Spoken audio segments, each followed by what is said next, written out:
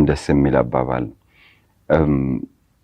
ሊነጋ ሲል ይጨልማል አሁን በቅርቡ ያየሽው ንጋት ምንድነው በጣም ደስ ያሰኘሽ ነገር በህይወትሽ የገጠመሽ በቅርብ የመጨረሻ ገጠመኝ የምትይው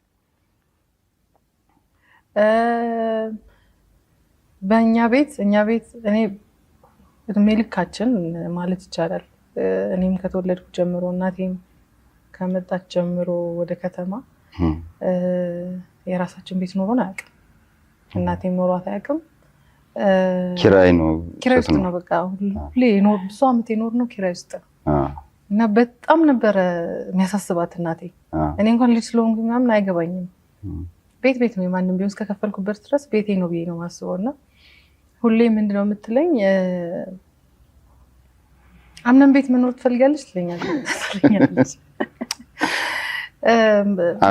አምነን እንግዲህ የማያውቁ ተመልካቾች ካሉ አምነን ማለት ልጇ ነው እና ምንም ቢሆን የራስሽ ቤት ብትኖሪ ደስ ይላል የፈለገ የልጅሽ የራስሽ ቢሆንም ግን የራስሽ ነው ምንም ቢሆን ትለኛለች ሁሌ ቤት እንዲኖረኝ ትፈልጋለች እና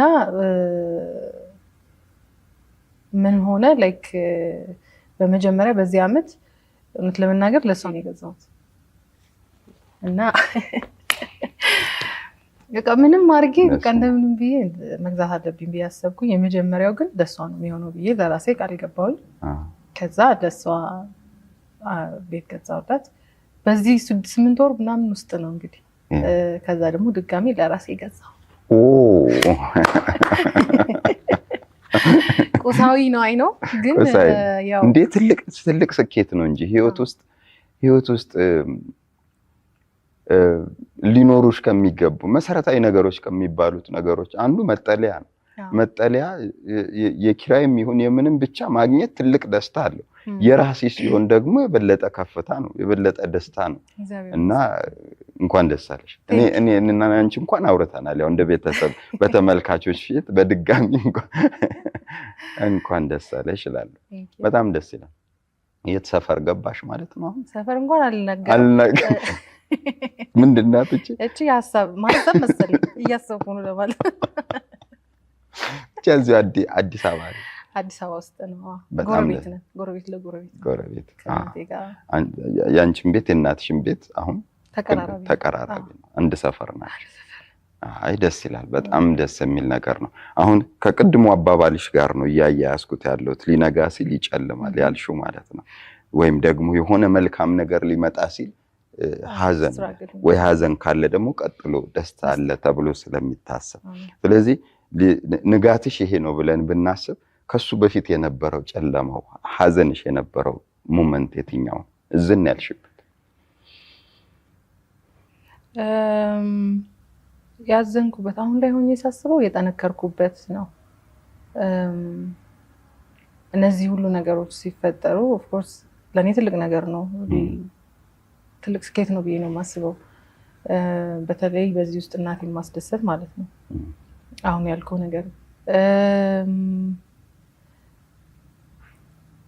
ብዙ ነገር ተፈጥሯል ባለፈው አመት አይ ቲንክ ጥሩ አልነበረም በብዙ ነገር ይሄ 3-4 አመት ዲቴይል ማውራት ባልፈልግም ግን ብዙ ነገሮች ተፈጥረዋል ፐርሰናል የሆኑ ነገሮችም ሀገራዊ የሆነ ነገርም በስራ በኩልም ተያይዞ አንድ ላይ ሲሆን ትንሽ ለመሸከም የሚከብድ ነገር ነበር የ4 አመት ውስጥ ምናምንና ግን በጣም አጠንክሮኛል ጠንካራ አድርጎኛል አሁን ያሉት መልክ ቅድም እንዳልኩ ነው አሁን የተፈጠሩት መልካም ነገሮች ብዬ የማስባቸው እናቴ ቤተሰቦቼ ደስ ይላቸዋል ብዬ ያስደስታል ብዬ የማስባቸው ነገር ነው እሱ እንዲሆን እነዚህ ነገሮች ማለፍ ነበረባቸው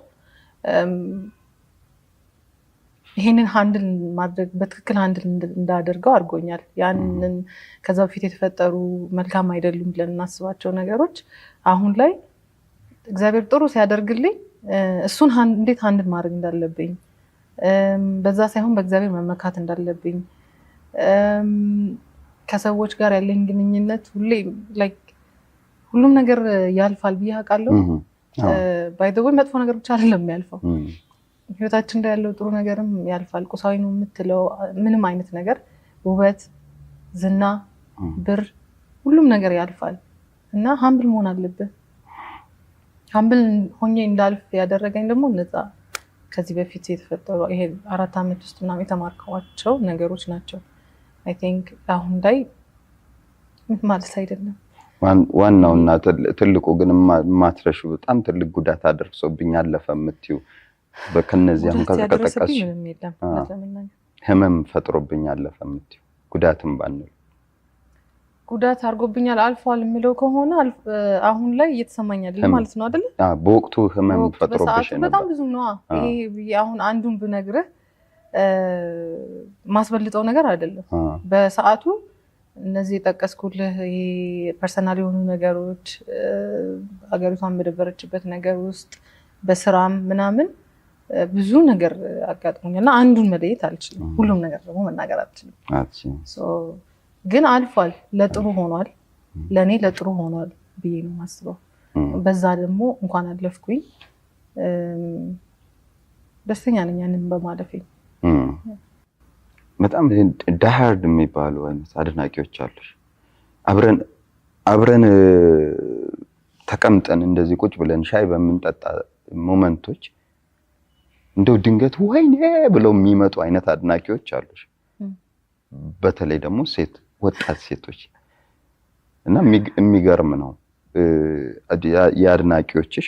ኢቭን ለምሳሌ እንደዚህ ቁጭ ሲባል አሁን የኔ አድናቂዎች ቢሆኑ እዛ ከርቀት ሆኖ ወይ እንደዚህ ሊሉ ይችላሉ፣ ወይንም ደግሞ ያው ከሰው ጋር ነው ብለው ሊፈሩ ይችላሉ። ያንቺ ፍርሃታቸውን አልፈው ሁሉ ተሻግረው መጥተው ይቅርታ ብለው የሚያወሩሽ አይነት አድናቂዎች አሉሽ አይደል? በጣም ደስ ነው የሚለኝ። ብዙ ጊዜ አሁን እዚህ ሙያ ውስጥ የሌሉ ሰዎች ምናምን አይደክምሽም ምናምን ይሉኛል። ላይክ እንዴት ነው የምትችይው? አይደክምሽም? በፍጹም አይደክሙኝም። ደክሞኝ አያውቅም። በጣም ነው ደስ የሚለኝ።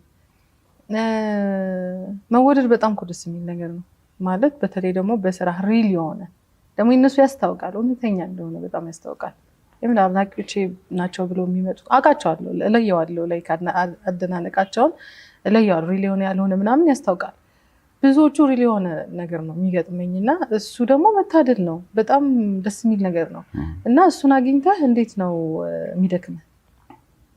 እኔ እንጃ ወይ ለምጄዋለሁ ወይ አይደክመኝም። በቃ በጣም ነው ክብር ያለኝ፣ በጣም ነው ደስ የሚል ነገር ያለኝ ለእንደዚህ አይነት ሰዎች። ደግሞ ቋሚ የሆኑ የሚናደዱብሽ ሰዎች አሉ። የምር ሁላችንም ጋር ስላሉ እኔ አስታውሳለኝ ማለዳ ኮከብ